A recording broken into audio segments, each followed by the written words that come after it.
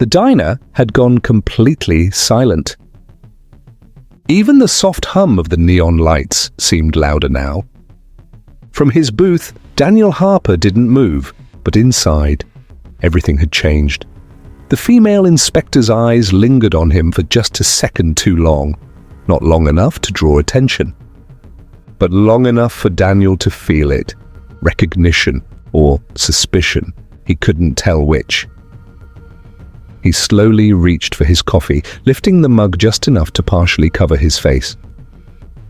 Stay calm. Stay invisible. That was the whole point of tonight.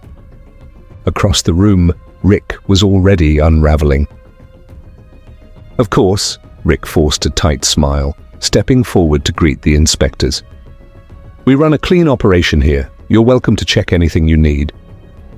His voice sounded confident, but his hands betrayed him. They were still shaking. The lead inspector, Laura Bennett, didn't return the smile. "Good," she said firmly. "We'll start with the kitchen." Rick hesitated, just for a split second, but Daniel caught it. And so did she. Laura's eyes narrowed slightly. "Problem?" she asked. Rick quickly shook his head. No problem at all." He gestured toward the kitchen. "Right this way." As the inspectors began walking toward the back, Rick turned sharply and shot a quick look toward the young cook. A warning, a silent command. "Move! Now!" The cook disappeared through the kitchen doors without a word. Daniel's grip tightened around his mug. They were still trying to hide it. Even now, he couldn't just sit here anymore. But if he revealed himself too soon, he might lose the chance to uncover everything, the truth, the full extent of what was happening in his own business. So instead, Daniel did something unexpected.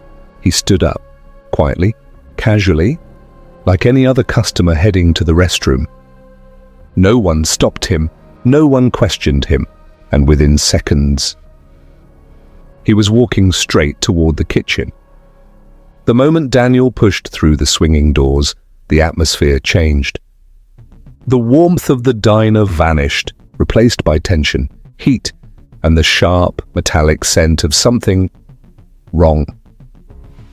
Inside, the kitchen was in chaos. Miguel stood near the prep table, frantically opening boxes. His hands moved fast, too fast. Panic-driven. Another worker rushed past him, carrying a large trash bag. Daniel stepped further inside, staying close to the wall, unnoticed. Boxes were stacked everywhere, some open, some half-empty. And then he saw it. The meat. Even from a distance, Daniel knew. This wasn't just low quality, this was dangerous, discolored, improperly sealed, and some of the packaging wasn't even labeled. Daniel's stomach turned. This wasn't just cutting corners. This was a full violation of everything he had built, every standard, every rule, every promise to his customers. And Rick had allowed it. No. Rick had orchestrated it. "Move!" Miguel hissed to another worker. "We don't have time!" Daniel stepped closer. "Rough night?" he said calmly. Miguel froze, slowly turning around. Their eyes met, and for a moment, everything stopped. Because unlike the others, Miguel looked at Daniel like he'd just seen something unexpected, something familiar. "You shouldn't be back here," Miguel stammered. Daniel tilted his head slightly. "Just looking for the restroom," he replied casually. Miguel hesitated, torn. Then he lowered his voice. "You need to leave," he whispered urgently. "Now!" Daniel studied him. That wasn't fear of getting caught. That was something else. Guilt. Before Daniel could respond, the kitchen door swung open again. Rick and the inspectors.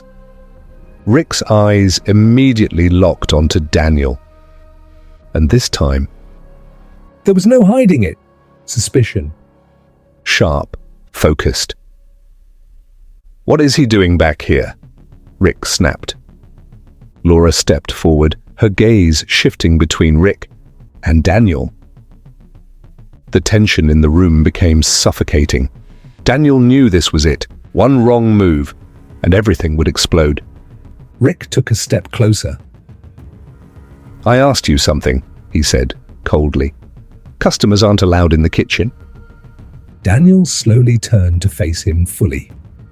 For a split second, their eyes locked, and something shifted. Rick frowned. Not in anger, in confusion. Like he was trying to place something, remember something, and then Laura spoke. "Actually," she said calmly, "I'm more interested in what's in those boxes." All eyes turned. One of the inspectors had already moved toward the stack of meat deliveries. He crouched down, pulled one open, and the moment he did, his expression changed. "Ma'am," he said slowly. "You need to see this."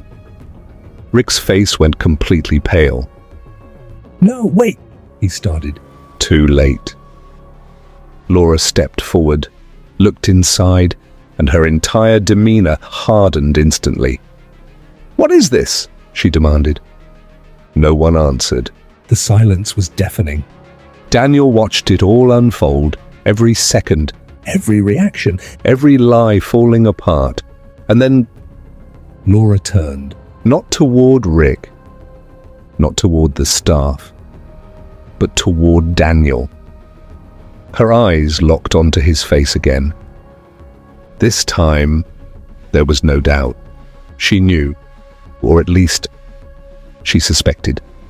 "Sir," she said slowly, "have we met before?" The room went still. Rick looked between them, confused, Uneasy. suspicious, and Daniel finally set his disguise aside, Not physically. but mentally, because he knew this moment would change everything. He took a small step forward, opened his mouth to speak, and just before a single word left his lips, One of the inspectors shouted from the freezer, "You need to see this right now!" everyone froze. Laura turned instantly. Rick's heart practically stopped. And Daniel Felt a chill run down his spine. Because whatever was inside that freezer was about to reveal the truth no one was ready for. And this time, there would be no covering it up. The shout from the freezer echoed through the kitchen like a gunshot. Everything stopped. Laura Bennett didn't hesitate. She turned sharply and moved toward the freezer door, her heels clicking against the tile floor with authority. The two inspectors followed closely behind her. Rick didn't move. For a second, he looked completely frozen. Then panic took over. "Wait!" he blurted, rushing forward. "It's just a storage issue, I can explain." "Step aside," Laura said coldly, Rick stopped. because something in her voice made it clear. There was no explaining this, not anymore. The freezer door creaked open. A blast of icy air spilled into the kitchen, and then silence. The kind of silence that doesn't just fill a room, it crushes it. Daniel stood just behind them, his heart pounding as he looked over Laura's shoulder. At first, it didn't make sense. Boxes, Stacks of them. unmarked, poorly sealed, some already torn open. Frost clung to the edges like something preserved too long. Then one of the inspectors stepped forward and ripped open a box. What was inside made him recoil. "Jesus," he muttered under his breath. Laura stepped closer, looked inside, and her face hardened in a way that said everything. "This facility is contaminated," she said firmly. Rick staggered back. No, that's not." "Unlabeled meat, improper storage, no documentation," she continued, her voice cutting through the room. This isn't just a violation, this is a shutdown. The words hit like a hammer. Shut down, just like that. Everything Rick had tried to hide was now fully exposed. Behind them, Daniel closed his eyes briefly, not out of shock, but disappointment. Years of building something honest. Something people trusted.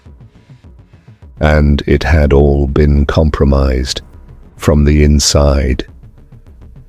He opened his eyes again, and this time, there was no hesitation.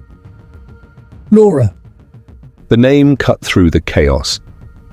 Everyone turned. Rick blinked, confused. How do you? But Laura didn't look surprised anymore. She looked certain. Daniel reached up slowly and removed his cap. The room went still. Every worker, every inspector, every single person watching saw him clearly now. Because, Daniel said calmly, I'm the one who owns this place. Silence. Then, shock. Rick's face drained of all color. No, he whispered. That's not possible. Daniel stepped forward. Now fully himself. No disguise. No hiding. Daniel Harper, Laura said, giving a small nod. I thought it was you. Rick stumbled backward. You were here this whole time? He stammered. Sitting out there like some nobody? Daniel's eyes locked onto his. That's exactly the problem, Rick, he said quietly. You thought I was nobody. Rick opened his mouth. But no words came out. Because there was nothing left to say. Minutes later, the diner was no longer a restaurant. It was a scene. Inspectors moving in and out, notes being taken, photos being documented, boxes of illegal meat being pulled from the freezer one after another. The truth, fully uncovered. Daniel stood near the counter, watching it all unfold. The same place where just hours ago he had sat as a customer. Now, he stood as the owner again, and the weight of that reality was heavy. Laura approached him. This isn't just negligence, she said quietly. This was deliberate. Daniel nodded. I know. She glanced toward Rick, who was now being escorted out by one of the inspectors. He'll be facing serious charges. Daniel didn't respond immediately. He just watched as Rick passed by. Their eyes met one last time. Rick's expression wasn't angry anymore. It wasn't defiant. It was broken and afraid. You destroyed this place, Daniel said quietly. Rick swallowed hard. You don't understand, he muttered. Then explain it, Daniel replied. Rick hesitated, then shook his head. It's too late. And just like that, he was gone. The diner was officially shut down before sunrise. Customers had been cleared out. The neon lights were turned off. And the once warm, welcoming space now felt cold and empty. Daniel stood alone outside in the early morning air. The rain had stopped, but the ground was still wet, reflecting the flickering sign above him. Harper's Corner Diner. He stared at it for a long moment, then sighed. Behind him, the door opened. Emily stepped out slowly, still wearing her uniform. She looked shaken. Is it really over? She asked softly. Daniel turned to her. For now, he said. She nodded, looking down. I didn't know, she said quickly. I swear, I didn't know about any of this. I believe you, Daniel replied. And he did. Because not everyone in that building had been part of the problem. Some had just been stuck in it. What happens next? She asked. Daniel looked back at the diner. Then at the rising light of dawn. "We rebuild," he said. "But this time, we do it right." Days later, the story spread. News headlines, social media, customers shocked to learn what had been happening behind the scenes. But what shocked people even more was what Daniel did next. And he didn't sell the diner, he didn't walk away. He shut down every location temporarily, launched a full internal investigation, replaced management, and personally oversaw new standards across every single restaurant. Because this wasn't just about one diner. It was about trust, and Daniel Harper was determined to earn it back. Weeks later, the doors of Harper's Corner Diner opened again. Fresh paint, new staff, new systems, and a new beginning. The bell above the door rang softly as the first customer walked in, and behind the counter, everything was different. Because this time, Daniel wasn't watching from a distance. He was there, present, involved, making sure nothing like this would ever happen again. And as he stood there, looking around at the place he had nearly lost, he realized something. Sometimes you have to lose control To truly understand what needs to be fixed,